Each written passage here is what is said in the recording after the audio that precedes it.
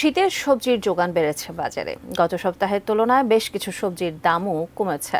মিরপুর ৬ নম্বর বাজার থেকে বিস্তারিত জানিয়েছেন সহকর্মী মুজাহিদুল ইসলাম।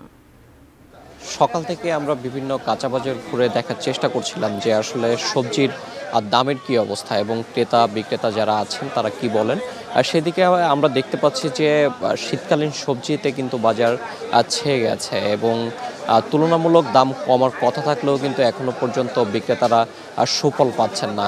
আমরা দেখতে পাচ্ছিলাম এখানে বেগুন, যেটি গোল বেগুন রয়েছে সেটি ৮০ থেকে ১০০ টাকা কেজি দরে বিক্রি হচ্ছে এবং লম্বা বেগুন ৮০ টাকা কেজি দরে বিক্রি হচ্ছে।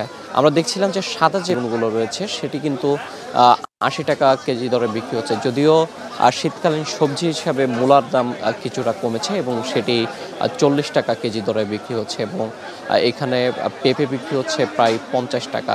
আমরা কাঁচামরিচের দামটি দেখার চেষ্টা করেছিলাম এবং সেটি বিক্রি হচ্ছে ১৪০ টাকা কেজি দরে এবং আমরা এর আগে মিরপুর আনসার ক্যাম্প বাজারটি ঘুরে দেখেছিলাম। সেখানে যদিও কাঁচামরিচ বিক্রি হচ্ছিল ১৩০ টাকা কেজি দরে। সাধারণ যারা ক্রেতা আছেন তারা অভিযোগ করছিলেন যে বাজার আসলে মনিটরিংয়ের অভাব তারা দেখতে পাচ্ছেন। যদিও সবজির দাম তারা ভাবছিলেন যে কিছুটা কমবে, কিন্তু সেই সবজির দামটা কিন্তু এখনো পর্যন্ত কমছে না এবং